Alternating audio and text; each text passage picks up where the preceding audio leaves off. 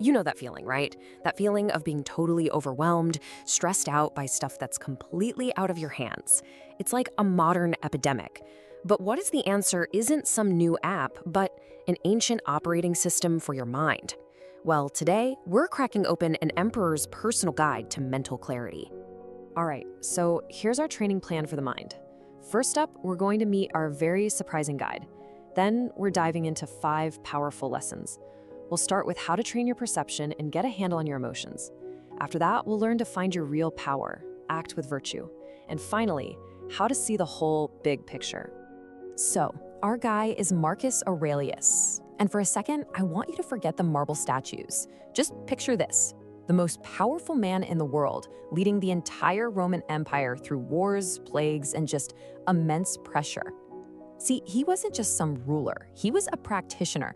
Stoicism was his secret weapon. It was the mental toolkit he used every single day to stay rational and reliable when the world around him was pure chaos. You have power over your mind, not outside events. Realize this, and you will find strength. This one idea, right here, is the foundation for everything we're about to talk about. It's all about shifting your focus away from the chaotic external world that you can't command and turning it inward to your internal world, which you absolutely can. All right, so that brings us to our very first lesson: train your perception. Now, this is a game changer. The core idea is that nothing is inherently harmful. As Aurelius himself put it, choose not to be harmed and you won't feel harmed. Don't feel harmed and you haven't been. You see, it's our judgment about an event, not the event itself, that actually causes us to suffer. And this is where the rubber really hits the road. We tend to use such dramatic language, right? So on the left, you see that harmful judgment: my ex broke my heart. A Stoic reframes this into the simple objective fact on the right: the relationship ended. Or instead of calling a party boring, you see it for what it is: an opportunity to observe. Now, this isn't about being a robot. It's about being precise. It's about robbing negative events of their power over you. So how do you actually do this? Well, try this simple exercise. It's called turning the obstacle upside down. First, you just identify some frustration. Let's say you have a coworker who's a slow learner. Okay, instead of seeing them as an obstacle to your own efficiency, you reframe it. You see it as an opportunity for you to practice patience, to become a better teacher, to learn how to handle stress. And just like that, the obstacle isn't blocking your path anymore. It is the path to developing a new strength. Okay, on to lesson 2, control your emotions. And this one is hugely misunderstood. Stoicism is not about repressing your feelings and pretending you're a Vulcan. Not at all. It's about taking the raw energy of an emotion and consciously redirecting it towards something productive. Let's take anger, for example. Instead of letting it explode into that unhelpful reaction on the left, a Stoic redirection channels that energy into the constructive actions you see on the right. So instead of yelling, maybe you prepare to calmly explain your feelings.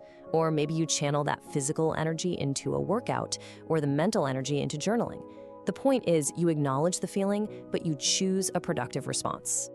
And hey, this applies to other so-called negative emotions too. Your anxiety can actually become your greatest tool. If you're afraid of having a tough conversation with your boss, don't just sit there and stew in that fear. Use it. Let that anxious energy fuel you to prepare for every possible scenario, every question, every single counter-argument. You're literally transforming worry from a state of paralysis into a process of planning. Now, this leads us perfectly into lesson 3, find your power. The Stoics had this incredibly powerful yet simple mental model for this. They called it the Dichotomy of Control. And this is a simple but absolutely life-changing distinction. You can see it here. Things like the weather, traffic, what other people think of you, those are firmly in the cannot control column.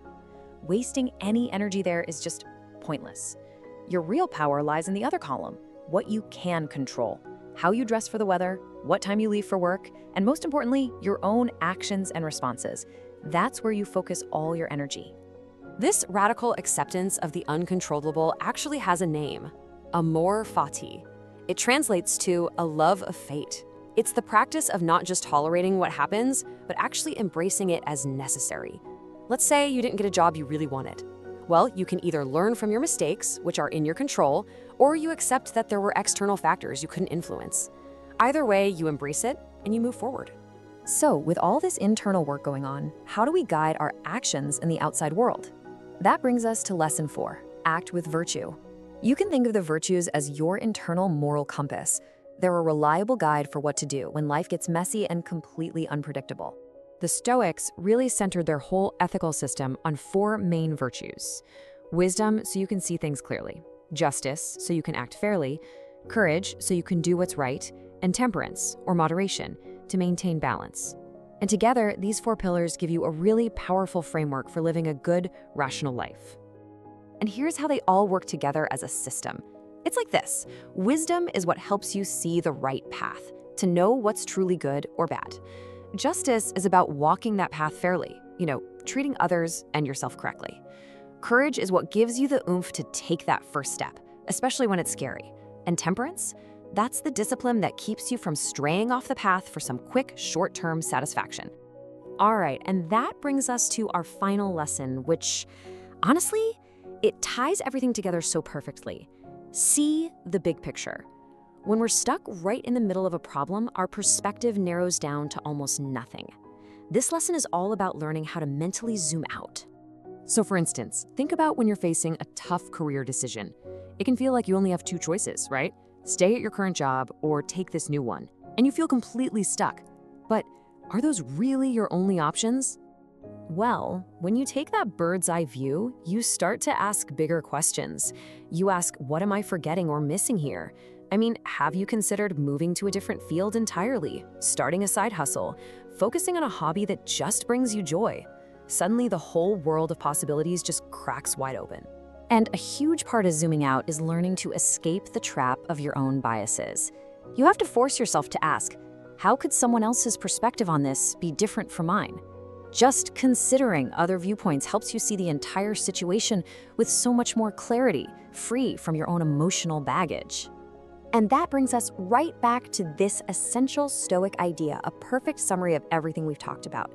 The impediment to action advances action. What stands in the way becomes the way. The problem isn't a roadblock, it's a guide. The challenge isn't something to be avoided. It's the very thing that's going to make you stronger, wiser, and more rational. So the real question is, what obstacle in your life is just waiting to become your way forward?